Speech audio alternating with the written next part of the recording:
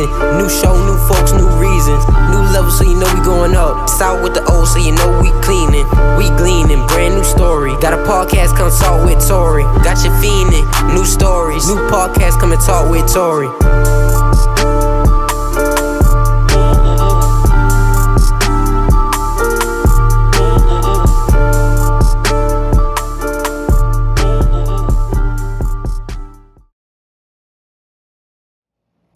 Hey y'all, season 3,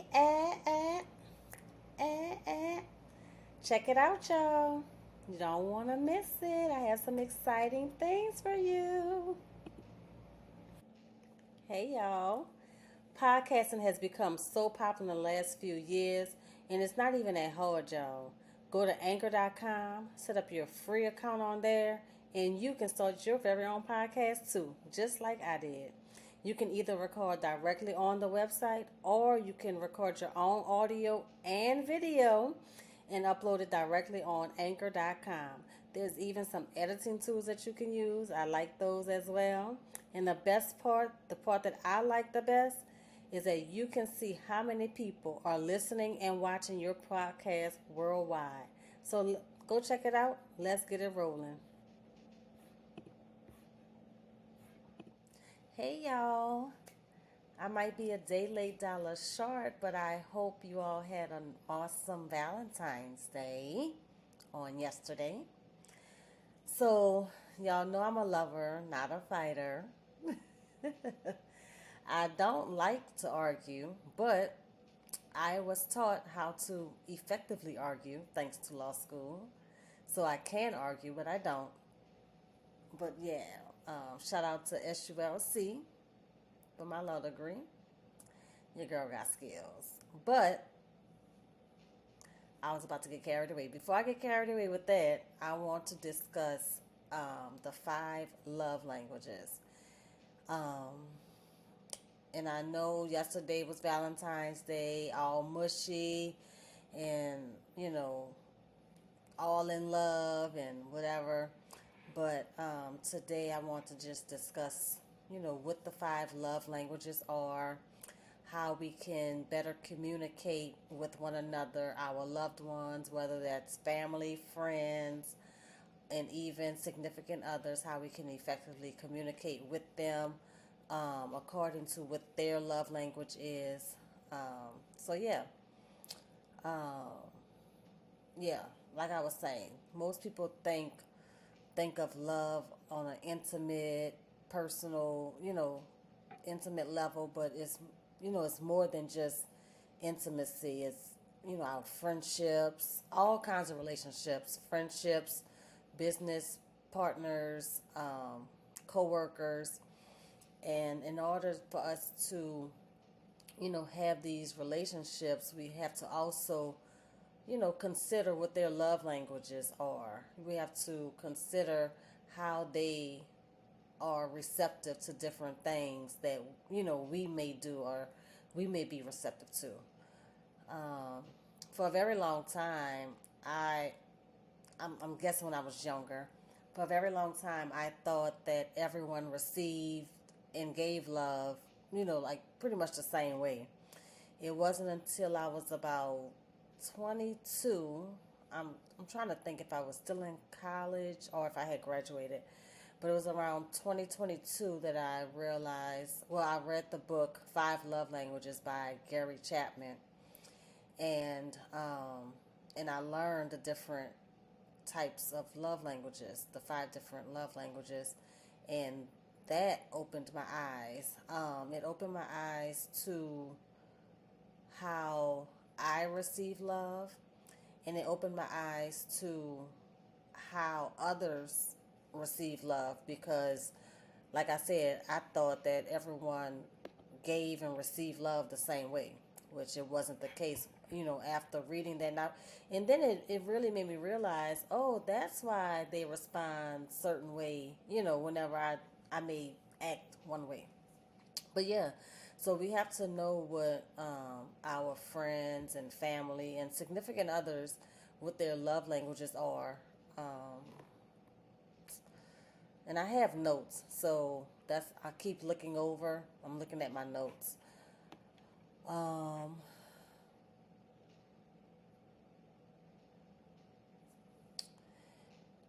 so yeah, I said I came across Gary Chapman's book.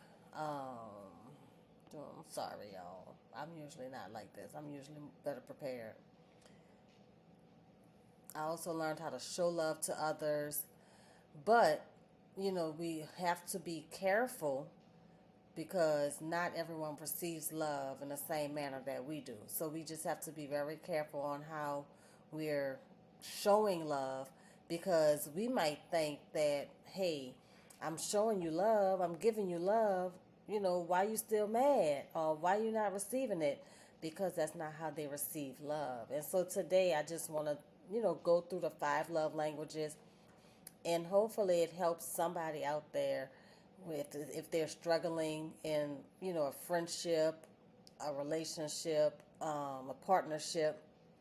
Hopefully it can help mend whatever, any broken paths that that you all may be having. So a person's love language, it expresses a basic truth, and I've kind of said this already, that we do not feel, experience, or even express love in the same way. And knowing a person's love language is not just for your partner, again, but it's for all relationships, whether it's friends, family, and intimate relationships. And like I said before, Gary Chapman, he discussed 5 love languages. 1, words of affirmation or compliments. 2, quality time. 3, receiving gifts. 4, acts of service. And 5, physical touch. Right? And so first, and I'm not going to be long with this, y'all. I hope I'm not long at least. So first, we have words of affirmation or compliments. And so the type of people whose love language is words of affirmation or compliments, they truly value a verbal connection. Oh, your hair looks real nice today. Oh, um, I like your sweater. Things like that. They want and need to hear you say what you appreciate or admire about them. They need this, because that's how they receive love. That's how they connect with people. Verbal communications, words of affirmation. You need to affirm them, you know, and sometimes they may not even feel like they're beautiful that day or handsome that day. But your words of affirmation will, it'll help them. Um, just hearing the words "I love you" is sufficient for people who receive love by way of words of affirmation or compliments. Yeah, so that's that on words of affirmation or compliments. The second love language is quality time. And so having another person's undivided, uninterrupted attention is golden for people who receive love. Excuse me, I'm sorry. Who receive love by quality time. It means the world to these types of people. Sometimes just being present is enough. Just being present meaning like no cell phones, no TV, just you and that person having that, quality time with one another. And maybe you're talking about something specifically and maybe you're not. Maybe just you being there is enough for people who receive love by way of quality time. Um, but then other times, doing something special with that person, like going to the park, going to see their favorite musical artist, um, yeah, stuff like that. Making an intentional effort to be with your loved one and being present with them is all they want and need. And like I said before, no cell phones, no TV, um, no outside noise, no interruptions, just you and that person. And nothing says I love you in quality time better than your loved one being the only thing on your agenda at that moment. You know, so we've discussed words of affirmation or confirmation. I'm sorry, words of affirmation are compliments and quality time. Third, we have receiving gifts.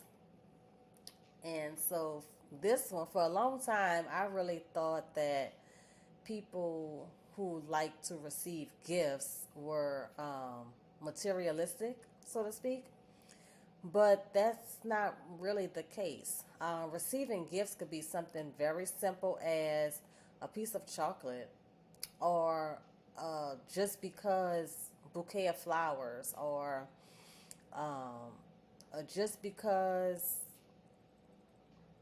I don't know, like just something very small. It doesn't have to be a big gift for those people who receive love by receiving gifts. Um,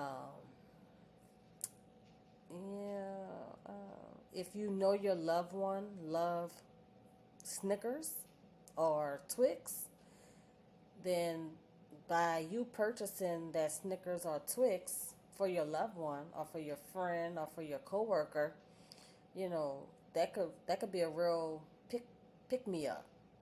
They could be having a rough day or a rough morning, and you come in with this Snickers or Twix, and their face brightens up, their eyes lighten up, and you have made their day. Um, like I said, it could be very simple gifts, simple as that. Um, and even though receiving gifts is not my love language, but you drop a Starbucks gift card to me, you got me. But that's not my love language. Number 4, acts of service. Some of us feel the most love when others lend a helping hand or do something kind for us. And so, even though everybody might enjoy someone doing something for them every now and then, that does not necessarily mean that's their love language. But people who do receive love by acts of service, like this really makes their day when you help them out. And it could be around the house, in the office, um, anywhere. If you go make a grocery run for your loved one, you know, they would be very appreciative. If, you know, like you notice that your colleague, your coworker, like they ran out of ink pens, you know, you go buy them a pack of ink pens, they would be so grateful. And usually, even if it's not like their ultimate favorite, just the fact that you bought them a pack of ink pens because you noticed that their ink pens were running out, you know, they would be so grateful, so happy, and they would feel a lot of love from you, that you thought of them to get that pack of ink pens for them. Bathing the kids, making a coffee in the morning, just a small gesture to help take the load off of your loved one, your family member, your friend, your coworker. It will mean the world to them. And so we've gone through words of affirmation, quality time, receiving gifts, acts of service, and finally, physical touch. So, expressing the love language of physical touch, it can be as platonic as giving a friend an enthusiastic fist bump, like when they score high on a test, when they graduate from school, when they tell you some good news about them, or physical touch can be as intimate as a very passionate kiss with your partner to mark the end of the workday.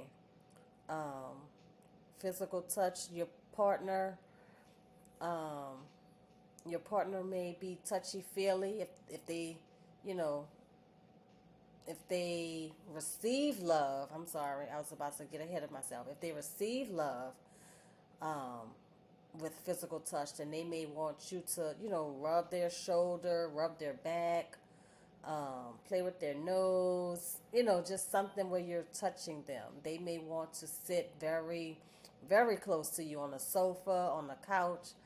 Um, but if you're the type that gives love in that way, then you may be the one to, like rub, massage their legs while you're sitting down. And I'm bouncing back and forth. I'm sorry, that was distracting. Um, you may rub their back while you're sitting down, something like that. So, just something small like that. I mean, and if you haven't noticed, out of all of these five love languages, it's small gestures, very small gestures. And it doesn't have to be all of the time, but just you showing your loved one, your family member, your friend, your coworker, colleague, just showing them every now and then these small gestures, and how they receive love, it can change the whole trajectory of your relationship with that person. Um, yeah, so I hope that this episode enlightens someone, teaches someone, or reminds someone about the love languages and how they receive and give love, to their loved ones and coworkers.